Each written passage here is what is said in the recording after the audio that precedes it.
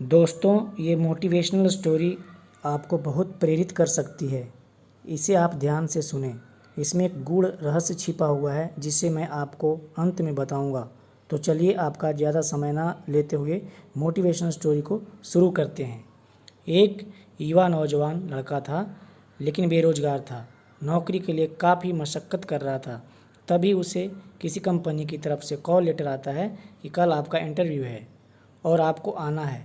अब वो लड़का थोड़ा परेशान हो गया, क्योंकि जिस जगह उसको इंटरव्यू के लिए जाना था वह जगह उसके घर से तकरीबन 50 से 60 किलोमीटर दूर थी और वह एक बेहद गरीब परिवार से था। इसलिए उसके पास जाने के लिए भी पैसे नहीं थे, लेकिन उसको जाना तो था। नौकरी उसके लिए ज़रूरी थी।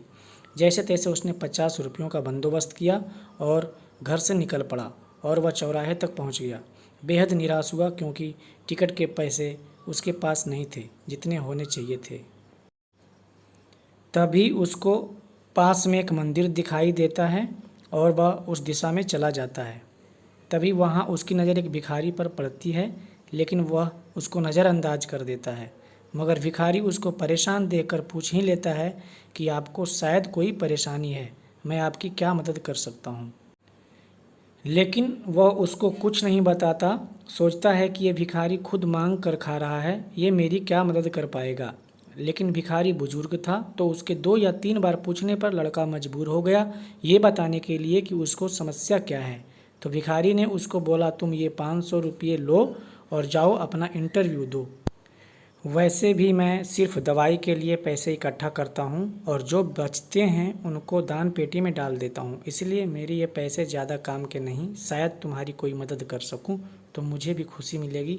अब वो वहाँ से निकल गया और इंटरव्यू में सेलेक्ट होकर जब वो वापस भिखारी से मिलने या उसके पैसे लौटाने के लिए आया तो वहाँ लोगों की भीड़ लगी हुई थी। उसने पास जाकर देखा तो वही भिखारी था।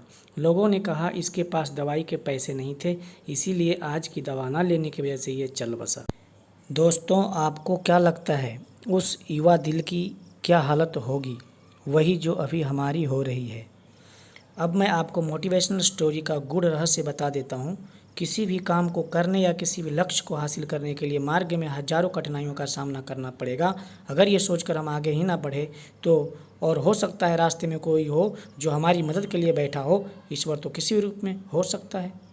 मोटिवेशनल स्टोरी का सार यही है कि आगे बढ़ते रहो, लेकिन रुको मत यार। अगर आप रुक गए तो फिर संभावनाओं का अंत हो जाएगा। जब संभावना नहीं होती तो आप ही बताइए कि क्या होगा।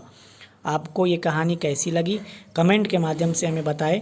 मोटिवेशनल स्टोरी को सुनने के लिए और आपका कीमती समय देने के लिए दिल से आपका शुक्रिया।